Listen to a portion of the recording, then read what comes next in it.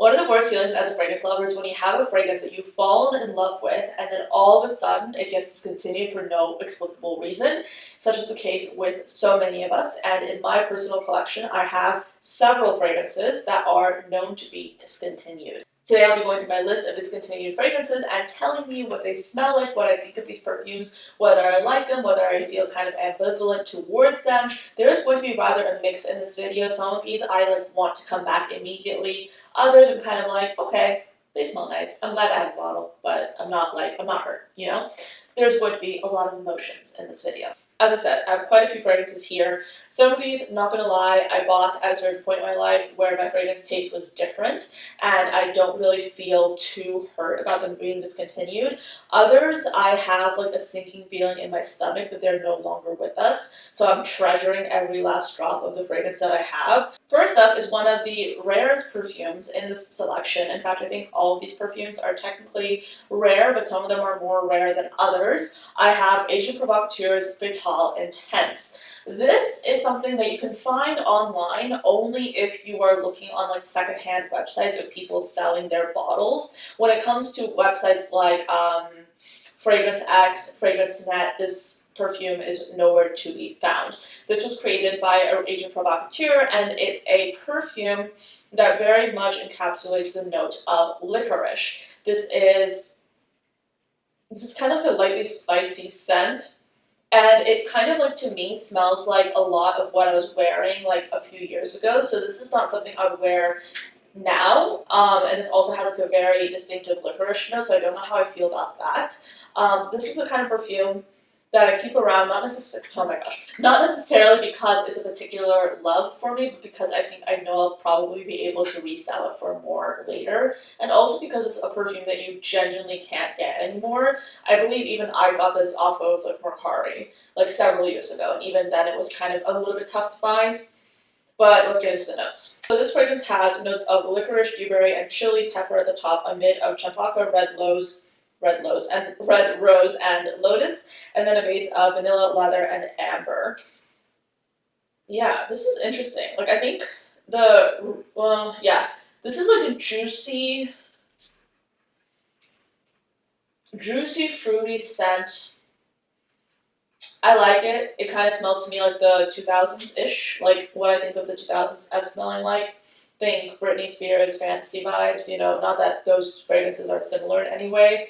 This is rather different, but it smells nice, but it's not a love for me. But there are other fragrances in this video that I'm upset about. But that one is kind of I'll keep it around. I like it because it's interesting and it's not a bad fragrance, but I wouldn't go out of my way to buy it. But I feel some people might feel differently, which is why I'm keeping my bottle, and we'll see if I might be able to sell it for some more money later on. This next one is one that I'm a bit upset about, and there's another fragrance from this brand that you might know what I'm talking about, because this is a brand that all the kind of OG fragrance lovers to some degree feel upset about, because back when Mugler was Thierry Mugler, they had some really interesting fragrances because they were pushing the envelope a lot when it came to innovation, when it came to experimenting with fragrance notes. But then they got acquired by L'Oreal, and they have kind of since rebranded a bit. They're now less known for being edgy and more known for just being crowd-pleasing, which is fine, except for the fact that, oh, this comes off. Interesting, okay. Which is fine, except for the fact that a lot of the people who originally loved the brand loved it for its innovation, and that has since been discontinued from the brand, literally. This is an example of that. This is Alien Fusion. Essentially, let me look up the notes. So this is supposed to be an orange blossom version of the original Alien fragrance, and even the original Alien fragrance allegedly has gone through a lot of reformulations. This one is still available, by the way, on Fragrance Net, so it's not super, super hard to get, but I imagine it will get to that point. So this is the kind of perfume that I'm not rationing it, but I also don't want to, well, I'll spray it for this video. But this is a fragrance with top notes of ginger and cinnamon, a mid of orange blossom and tuberose, and a base of white amber and vanilla.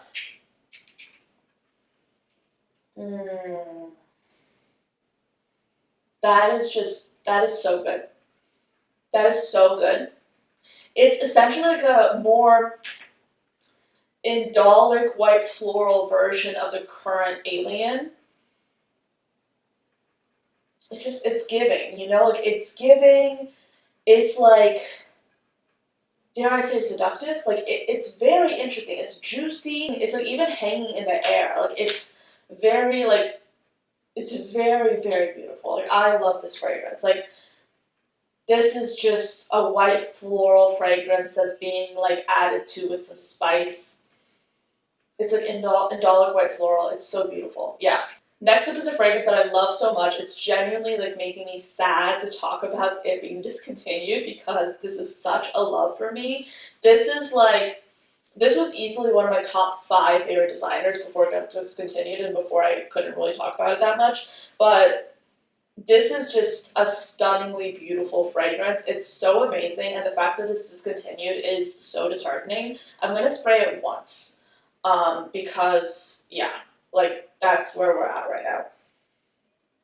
I love this. Like it's so, I understand why it got discontinued because I can see this being a difficult designer fragrance for a lot of people to stomach because it's different. Basically, it has top notes of rhubarb leaf and bergamot amid of green notes, orange blossom, and ylang-ylang, as well as pear, and then a base of bourbon, vanilla, woodsy notes, amberwood, wolfwood, sandalwood, and cumarin. This takes medicinal greenness, like a medicinal greenness, pairs it with a tonka bean, like a tonka vanilla, and then adds rhubarb. It's an extremely unique fragrance. If they repackaged it in a niche bottle, it will become like the next big thing. But I must say, I live in the Northeast, and this fragrance does the best when you're in a tropical climate. If you ever go to a humid place and you wear like this, not that it's easy to get now, but you wear this, it's just so beautiful. It smells like green and lush and gorgeous, and yeah, this is stunning. I treasure this bottle with all my heart and soul. It's beautiful. I have like a little baby dent in there, thank goodness, but I adore this fragrance. Next up is my favorite musk of all time, and it's discontinued. It's Narciso by Narciso Rodriguez. This is hard to get. Like, this is hard to get. We're gonna kind of look online for it in a second, but this basically is a woody musky fragrance with notes of gardenia and white rose at the top, a bit of musk, and then a base of white cedar extract, cedar, and vetiver. So this fragrance is pretty hard to find. So I'm going to look for Narciso EDP.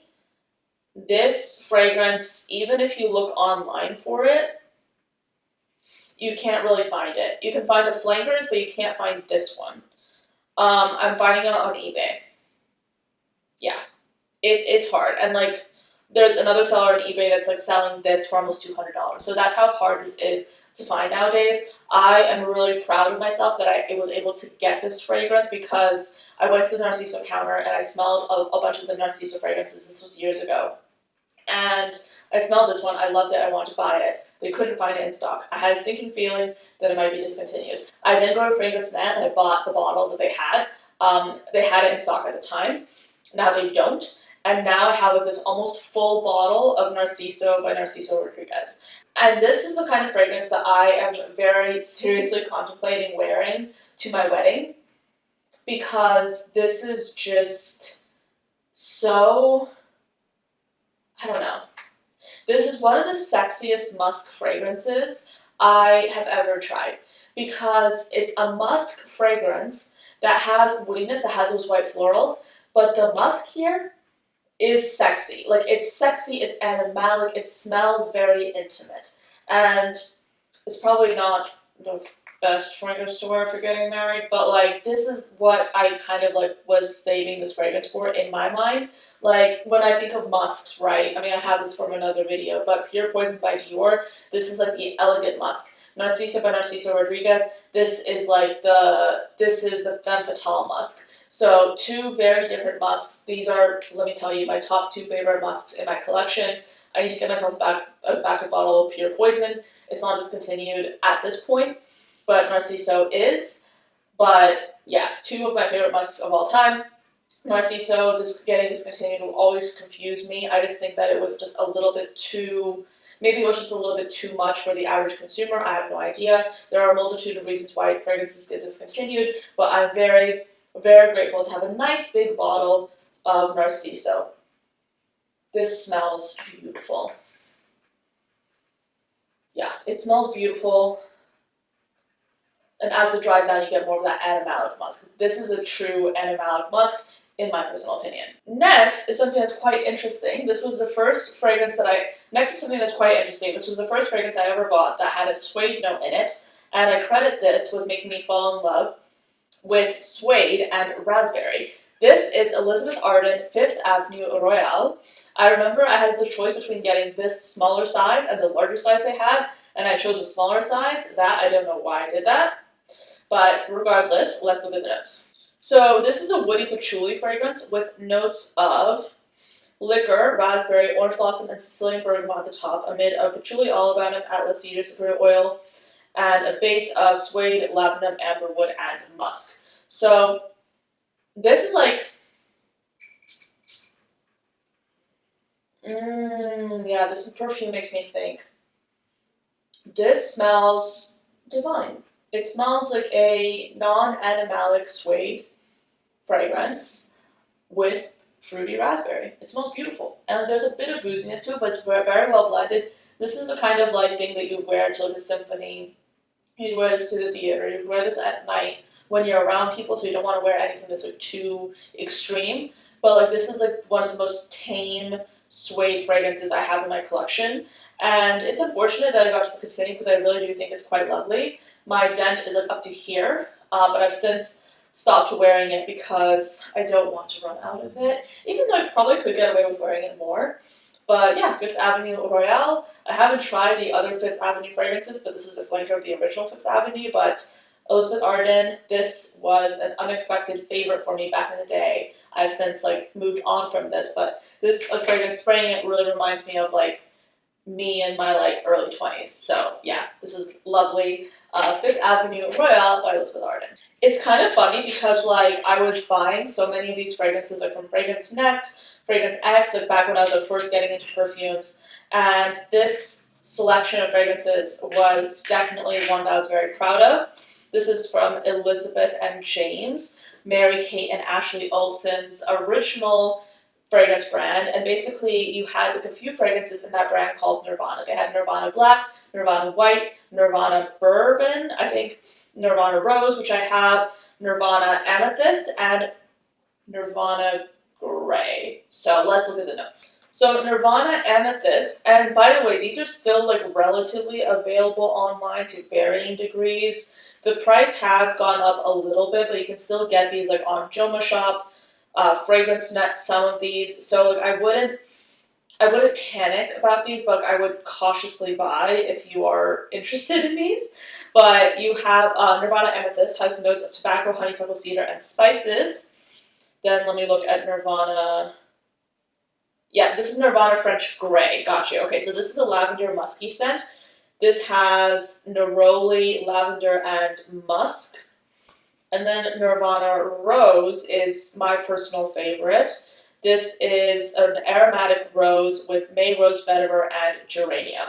So I'll tell you right now, Nirvana Rose is one of my favorite scents of all time. So like I've already bought myself a backup of it. I have the backup, but this is like the original one that I've had for like the longest, and it's like basically like halfway finished. So happy to say I have a backup. I'm not panicking about this one, thank goodness. But let's talk about the other ones, because these were the fragrances that I liked. I didn't love them enough to like get a backup of these, but they're nice to have.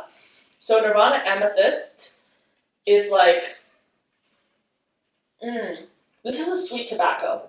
It's a sweet tobacco fragrance. I actually really like it. I would recommend it, especially if you like tobacco. It's really pretty. It's like a musky tobacco with some sweetness from the flowers. And these cases are interesting because they're supposed to resemble cigarette cases, which is also kind of cool and very on brand for the Olsen twins. But French Gray is an interesting one because this is giving like clean laundry, but also like lavender potpourri, dare I say? It sounds so bad, but like it's not really when you think about like the general aesthetic of some lavender fragrances, but this is like giving that general aesthetic because it's more musky. This next one though, Nirvana Rose, is absolutely one of my favorite fragrances. This is a very special fragrance in my heart because this is a fragrance I associate most closely with Paris, because the first 2 times that I went to Paris, I packed this fragrance and it became my signature scent for the city. So whenever I smell this perfume, I'm transported back to Paris. And it's lovely. I literally had like this very bottle, and like when I went to Paris the first 2 times, it was in like the kind of like winter going into spring. Like the first time was like kind of like March, like early March. The second time was like late March, early April, I believe. And when you're in Paris during that time of year, it can get a little bit like dark and dreary, but in a very Parisian way, which is quite beautiful if you've ever been to Paris. But this perfume reminds me of that. It's so, so beautiful. Yeah, like I love it. I love it. It's so beautiful. It's like an aromatic rose. It makes me feel emotional, makes me feel like Parisian. It's just a lovely fragrance, and I absolutely love it. Like this made me rethink rose, because like back when I was like first getting into fragrances, like I was very turned off by rose, as so many of us are. But then I found this fragrance and I just fell in love with it, because like this was the first time I had smelled an aromatic rose perfume. So I love that perfume so much. It makes me think of like, yeah, it makes me think of Paris. I love Paris. I'm such a basic girl sometimes. Anyway, with that being said, those are the fragrances in my collection that have been discontinued. I know, it's terrible. Just for fun, let me pick like the top 3 fragrances that are discontinued that I wish would come back. I